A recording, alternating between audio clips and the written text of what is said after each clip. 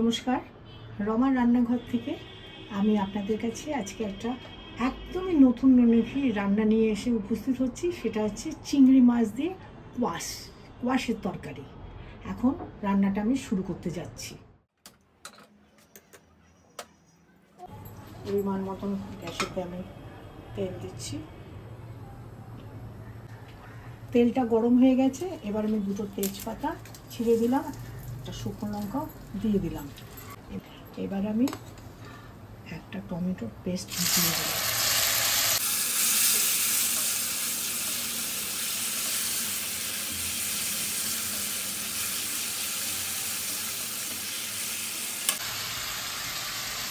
এবার এই বাটিটার মধ্যে আমি হাফ চামচ জিরে, 1 চামচ শুকনো লঙ্কা, লাল কাশ্মীরি লঙ্কা আর 1 চামচ হলুদ, হাফ চামচ নুন দিয়ে এটাকে মিশিয়ে রেখেছি। এবার এটাকে ঢেলে দেবো।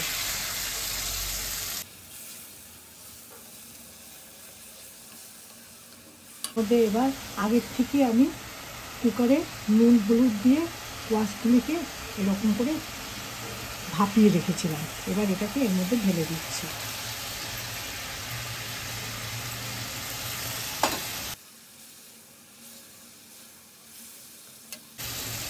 আগের থেকে নুন হলুদ মাখানো চিংড়ি মাছ আমি ভেজে রেখেছি, সেগুলিও এর মধ্যে দিয়ে দিলাম।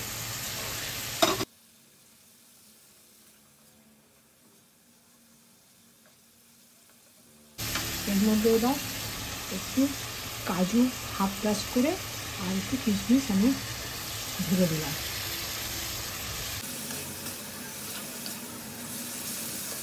এটা 5 মিনিটের মতন রসটাকে শুকোবার জন্য ঢেকে দিচ্ছি। 5 মিনিট হয়ে গেছে, এবার আমি ঢাকনাটাকে খুলে ফেললাম।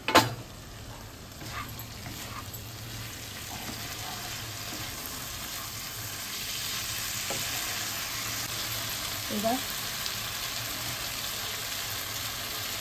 এর মধ্যে আমি হাফ চামচ মধু দিলাম।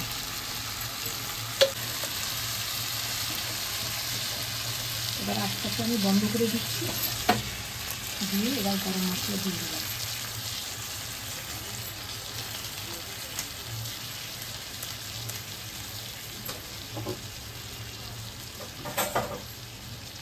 এক চামচ ঘি দিয়ে দিলাম। রান্নাটা আমার কমপ্লিট। যে পাত্রে ঢালছি।